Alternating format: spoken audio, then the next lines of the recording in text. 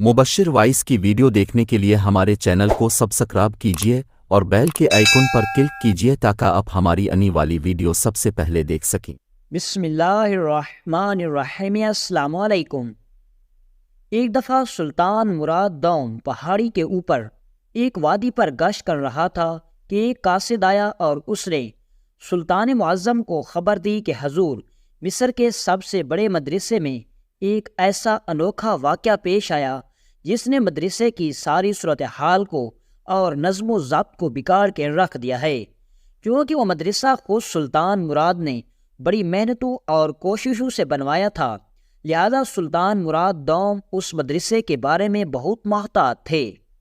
उस मदरसे में बड़े बड़े ज़हीन तालिब इल्म हासिल करते थे। उस मदरसे में वज़ीरों के बच्चे और गरीब मजदूरों के बच्चे भी एक साथ तालीम हासिल करते थे। सुल्तान मुराद ने उसी वक्त चेहरे का रुख कासिद की तरफ पलटा और कहा, ये तुम क्या कह रहे हो? क्या ऐसा वाक़या पेश आया जिसने मदरसे के नज़्म व ज़ब्त को ख़राब कर दिया? तो उसने कहा, सुल्तान मुअज़्ज़म, गुज़श्ता साल में मदरसे में बच्चों के इम्तिहानात हुए जिसमें मदरसे के बहुत सारे बच्चों ने अच्छे दर्जे हासिल किए और बच्चों को इम्तिहानात में अच्छे दर्जे हासिल करने पर बहुत से इनामात से नवाजा गया। और उस इनामात की तकरीब के तकरीबन चंद दिन बाद एक ऐसा अनोखा वाक़या पेश हुआ जिसने पूरे मदरसे को हिला कर रख दिया। सुल्तान मुराद ने कासिद को फरमाया कि तुम अपनी बात जारी रखो। फिर उसने कहा, सुल्तान मुअज़्ज़म, चंद दिन पहले एक रात को तमाम बच्चे सो रहे थे। उनकी रिहाइश गाह के गिर्द मदरसे में मौजूद संतरी हिफाजत कर रहा था। अचानक से एक बच्चे ने शोर मचाना शुरू कर दिया कि मेरा भाई बिस्तर पर नहीं है। उस वक्त दिए जलाए गए और जब रोशनी होने पर देखा गया तो उस मदरसे का सबसे होनहार तालिब इल्म वहाँ से गायब हो चुका था। मदरसे की इंतज़ामिया ने और इमाम साहब ने बच्चे की तलाशी के लिए शहर के काजी साहब से सिपाही तलब किए और बच्चे की तलाशी शुरू कर दी गई। इमाम साहब का ख्याल था कि बच्चा काफ़ी दिनों से अपने माँ बाप के लिए बहुत परेशान था, क्योंकि उसके माँ बाप बहुत दूर दराज इलाके में रहते थे। लिहाजा हो सकता है कि वो रात की तारीकी में छुपकर अपने माँ बाप से मिलने के लिए चला गया हो। लिहाजा चंद सिपाही उसके माँ बाप की तरफ भेजे गए जहाँ उनका घर था। बाकी सिपाही मदरसे के गिर्द जंगलात में उस बच्चे को तलाश करने के लिए भेजे गए, लेकिन अभी उसी बच्चे की तलाश जारी थी कि 2-3 दिन बाद फिर रात को फिर यही वाक़या दोहराया गया और फिर उस बच्चे का भाई उस मदरसे से गायब हो गया। फिर इमाम साहब ने कहा कि हो सकता है कि वो अपने भाई की वजह से परेशान होकर रात को निकल गया हो, क्योंकि दिन को मैंने उसको जाने से मना किया था। हो सकता है कि वो भी अपने भाई के पीछे चला गया हो। लिहाजा मज़ीद 2 सिपाही उनके घर की तरफ भेज दिए गए कि हो सकता है कि अगर वो दोनों अपने माँ बाप से मिलने के लिए गए हों तो वो सिपाही उनको अपने माँ बाप से मिलवा कर वापस मदरसे में ले आएंगे। लेकिन ये बात यहाँ तक ना रुकी और फिर चंद दिनों तक अभी तक वो बच्चे तलाश न हुए कि फिर एक और मदरसे से होनहार तालिब इल्म गायब हो गया। फिर भी इमाम साहब ने यही बात कही कि हो सकता है कि उन बच्चों को देखकर इस बच्चे का भी अपने माँ बाप से मिलने के लिए दिल चाहा हो और वो वहाँ से गायब हो गया। संतरी से मालूम करने पर पता चला तो उसने कहा कि मैंने सारी रात पहरेदारी की, सिर्फ चंद लम्हों के लिए बैतुल खला में गया तो वापस आया कि वो बच्चा गायब था। अब काजी साहब भी उस बात से परेशान था कि एक बच्चे का गायब होना इत्तफाक हो सकता है, दूसरे भी का गायब होना समझ में आता है, लेकिन अब तीसरे बच्चे का गायब होना ये समझ में नहीं आता। जब काजी साहब ने अपने सिपाहियों को हुक्म दिया कि इस मदरसे की तलाशी ली जाए, जब मदरसे की तलाशी ली गई तो उस मदरसे में जो तीनों बच्चे गायब हुए उनका सामान बिल्कुल वैसे का वैसा ही पड़ा हुआ था। लिहाजा फिर काजी साहब ने कहा कि अगर वो बच्चे यहाँ से भागते तो अपना सामान लेकर ज़रूर जाते, वरना खाली हाथ कभी ना जाते। अब इमाम साहब का भी शक यकीन में बदल गया कि बच्चे मदरसे से अगवा हो रहे हैं, वो भाग कर कहीं ना ही जा रहे। लेकिन सबसे परेशानी की बात यह कि इमाम साहब के लिए ये थी कि उस मदरसे के जितने भी मेहनती और ज़हीन तालिब इल्म थे वही बच्चे वहाँ से गायब हो रहे थे। अब काजी साहब ने पहरेदारी के लिए सिपाहियों की तादाद दुगना कर दी और उनको कहा कि अगर तुम में से एक बैतुल खला में जाए तो बाकी पहरेदारी करना ایک ساتھ کہیں نہ جانا۔ اب قاضی صاحب کے حکم پر ساری رات سپاہی پہرے داری کرتے رہے۔ چند دن تو ایسا واقعہ پیش نہ ہوا، لیکن پھر چند دنوں بعد اس مدرسے سے ایک اور ہونہار طالب علم غائب ہو گیا۔ جب قاضی صاحب نے اس بچے کے بارے معلومات حاصل کی تو اب قاضی صاحب کا شک یقین میں بدل گیا کہ بچے غائب نہیں ہو رہے، اغوا کیے جا رہے ہیں، کیونکہ اگر یہ اتفاق نہ ہوتا تو سارے محنتی اور ذہین طالب علم نہ غائب ہوتے۔ لگتا ہے کہ یہ دشمن کی بہت بڑی منصوبہ بندی ہے۔ سلطان ساری باتیں سن رہا تھا اور قاصد فرافر بول رہا تھا۔ سلطان مراد نے قاصد کو کہا کہ تم اپنی بات جاری رکھو۔ پھر اس قاصد نے بتایا کہ حضور، قاضی صاحب کو شک ہو گیا ہے کہ ضرور مدرسے میں ہی کوئی غدار موجود ہے جو بچوں کی اغوا کاری میں اغوا کاروں کو مدد دیتا ہے، لیکن وہ جاسوس اتنا تیز اور چالاک ہے کہ وہ قاضی صاحب کے ہاتھ نہ لگا، اور اب مدرسے سے 3-4 طالب علم بڑے ہی چالاکی سے اغوا کر لیے گئے اور ابھی تک ان کا کوئی ٹھکانہ نہیں ملا۔ جب ہمارے سپاہی ان کو تلاش کرتے کرتے ان کے گھر پہنچے تو جب ان کے ماں باپ نے سنا کہ ان کے بچے مدرسے سے غائب ہو گئے تو وہ بھی چیختے چلاتے ہوئے مدرسے کے امام صاحب کے پاس پہنچ گئے اور وہ مطالبہ کر رہے ہیں کہ ہمیں اپنے بچے چاہیے۔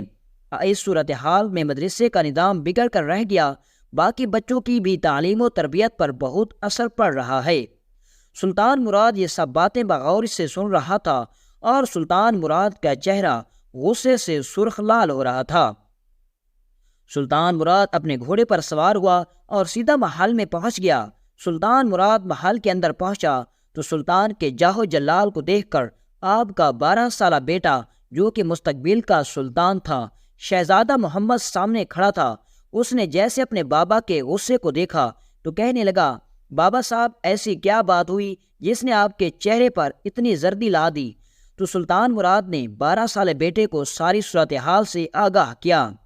کہنے کو تو شہزادہ محمد 12 سالہ بچہ تھا، لیکن اس کی عقل اور ذہانت اتنی تیز تھی کہ بڑے بڑے بادشاہ اس کے سامنے اس کی باتیں سن کر حیران و پریشان ہو جاتے تھے۔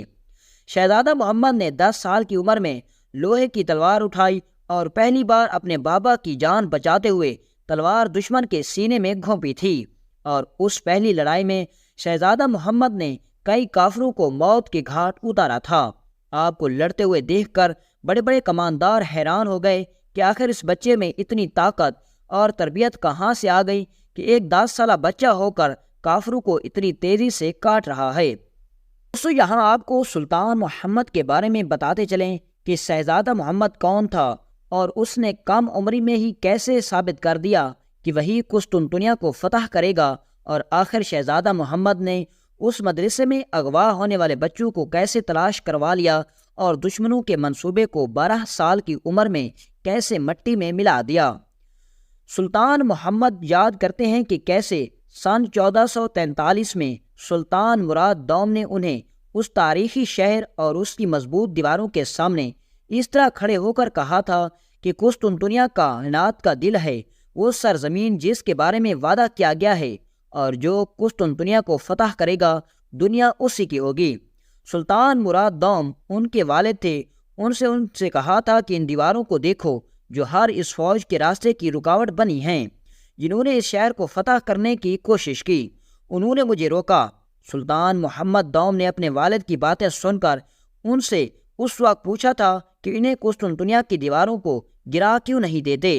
جب ان کے والد نے جواب دیا کہ ابھی اتنا طاقتور ہتھیار نہیں بنا جو ان کو گرا سکے، تو شہزادے محمد نے پورے اعتماد کے ساتھ کہا تھا کہ والد محترم، میں ان دیواروں کو گراؤں گا، اور جب میں سلطان بنوں گا تو قسطنطنیہ کو میں فتح کروں گا۔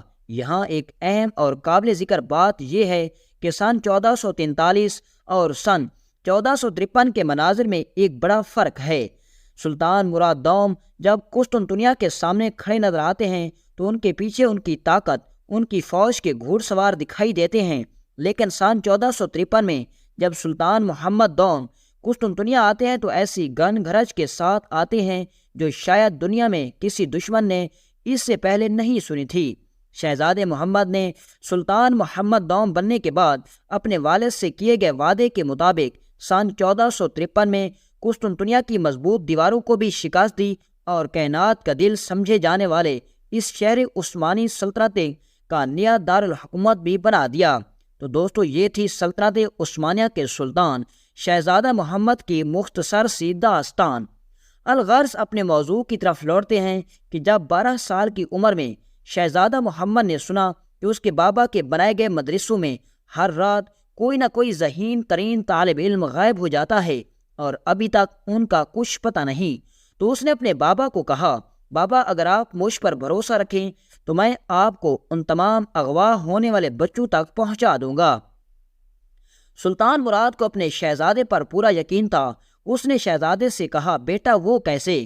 تو شہزادہ محمد نے کہا، بابا جان آپ مجھے ایک عام طالب علم بنا کر اس مدرسے میں بھجوائیے۔ مجھے اس بات کا علم ہے کہ مجھے اس مدرسے میں پڑھنے کے لیے سب سے پہلے ایک امتحان دینا ہوگا، اور جب میں اپنی عقل مندی اور ذہانت سے اس امتحان کو پاس کروں گا تو میری ذہانت کی اور عقل مندی کی باتیں پورے مدرسے میں پھیل جائیں گی، اور مجھے شک نہیں بلکہ پورا یقین ہے کہ دشمن چند دن میں ہی مجھے اغوا کرنے کی کوشش کریں گے، جس طرح انہوں نے باقی ذہین ترین طالب علموں کو اغوا کیا، کیونکہ دشمن کا منصوبہ یہی ہے کہ وہ تمام مدرسوں میں جب ذہین طلباء کو اغوا کر لیں گے تو باقی طلباء کا بھی اس پر بہت اثر پڑے گا، اور اس سے خوف کی وجہ سے تمام مدارس میں خوف و ہراس پھیل جائے گا، لوگوں کا تعلیم کی طرف رجحان بالکل ختم ہو جائے گا۔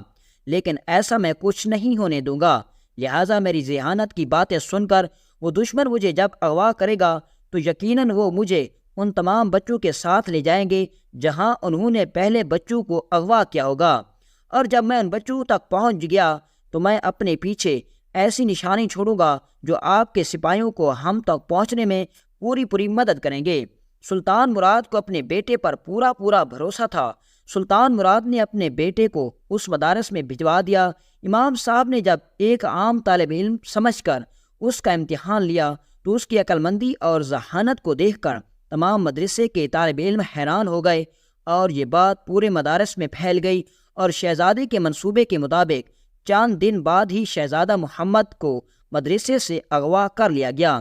جیسے ہی شہزادہ محمد کو اغوا کیا گیا تو شہزادہ محمد نے کچھ ایسے نشانات چھوڑے جو مدرسے سے اس جگہ تک جاتے تھے۔ جب دشمن شہزادے کو ان بچوں کے ساتھ لے گئے تو شہزادہ محمد نے جب ان بچوں کو دیکھا تو ان کو بتایا کہ میں سلطان مراد کا بیٹا ہوں۔ شہزادہ محمد، تمہیں خوف کرنے کی ضرورت نہیں، میرے باپ ہمیں رہا کرانے کے لیے ضرور آئیں گے۔ اور دیکھتے ہی دیکھتے سلطان کے سپاہی وہاں پہنچ گئے اور تمام دشمنوں کو وہاں مار کر جہنم واصل کر دیا۔